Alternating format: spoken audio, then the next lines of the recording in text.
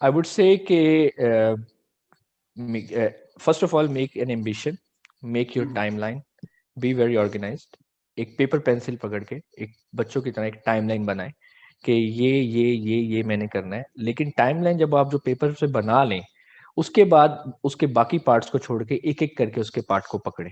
अगर आप स्टेप 1 कर रहे हैं तो आप स्टेप 1 पे फोकस करें। आप ये ना सोचें कि स्टेप 2 होगा, फिर 3 होगा, फिर 4, क्योंकि ये इतनी दूर की मंजिल है कि अगर आप इसको स्टार्टिंग पॉइंट पे खड़े होकर देखने की कोशिश करेंगे तो आपकी आंखें थक जाएगी। आप स्टेप 1 करें, व्हेन यू आर डन फिर आप अगली स्टेप को देखें। फिर इस तरह एक-एक सीढ़ी चढ़ते-चढ़ते आप फाइनली उस छत तक पहुंच जाएंगे जहां आप पहुंचना चाहते हैं। तो make very organised timeline, but break it into parts and go one by one. That is my one message. इस पूरी जर्नी में फेलियर्स आते हैं या कोई प्रॉब्लम आती है, don't think that you are done, it's finished. Don't think that. You have a lot of potential and there are a lot of backups for you. It's only a matter of time. It's only a very temporary thing, and it will come, it will go. Just like जैसे आपको नज़ला जुकाम खांसी होता है और उस वक्त आपको लगता है कि बहुत तबीयत खराब है, और एक हफ्ते बाद आपको या एक साल बाद अगर आपसे पूछा जाए तो आपको वो 7 दिन याद भी नहीं होते जब आप बीमार थे। बिकॉज ये ऐसे ही आती हैं और ऐसे ही जाती हैं फेलियर्स और कुछ डिसअपॉइंटमेंट्स। उनको उनको जो है पॉजिटिविटी में, पॉजिटिव एनर्जी में कन्वर्ट करना, ये मैं कहूँगा कि बजाय उसको कई मैं अक्सर जब देखता हूँ स्टूडेंट सुसाइड अटेम्प्ट कर लेते हैं, और जो कि एक डिफरेंट मेंटालिटी, आप उनको उनको बुरा भला नहीं कह सकते, ना आप उनको क्रिटिसाइज कर सकते, क्योंकि उस मेंटालिटी को सिर्फ वही फेस करता है। कहा जाता है कि suicide performers and suicide attempter they are like two different people, क्योंकि जो अटेम्प्ट करता है उसने किया नहीं होता, जो किया होता है उसने एक्चुअली वो गुजर चुका होता है और वो जिंदा नहीं होता बताने के लिए अपनी फीलिंग्स को। तो बताने का मकसद ये है कि उस फेज पे जाने की बजाय आप उसी एनर्जी को पॉजिटिविटी में कन्वर्ट करें और सिस्टम में वो तब्दीली लाने की कोशिश करें जो आपको लगता है कि आनी चाहिए। You be the change yourself. तो मेरा बहुत समरी में मैं हमेशा एक मैसेज देता हूँ, मैं आज भी वही मैसेज दूंगा कि अपनी जिंदगी में 3 आईज का इजाफा कीजिए। I like I as in ice cream. One I, make an idea. Number 2 I, innovation.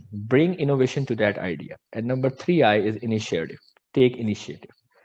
Make an idea, make it innovative, and then take the initiative to make a structure out of that idea. So this thing will help you out, not only in your MLE journey, but overall as the grooming of your personality, because अल्लाह ने इंसान में शदीद किस्म का potential रखा है। तो ये मेरा एक मैसेज है तमाम जूनियर्स को भी जो अभी तैयारी कर रहे हैं। और अब तो इतनी माशाल्लाह गाइडेंस मौजूद है, और मतलब हमें हेयर एंड देयर आपको भी बातें होंगी, हमें मैसेज आते हैं, और आपको जो है इतनी गाइडेंस है कि हम लोग ख्वाब में भी नहीं सोच सकते थे इतनी गाइडेंस, कि किसी को एक ही पोस्ट में वीजे की इंफॉर्मेशन है, स्टेप्स के लोगों ने स्कीम्स लिख के लगाई हुई हैं, और लोग ये जो कॉम्प्लिकेटेड पाथवेज के डॉक्यूमेंट्स आते थे, कोई एक बंदा पढ़ लेता है और उसका पूरा एक इंटरप्रिटेशन लिख देता है और हजारों लोगों को फायदा हो जाता है।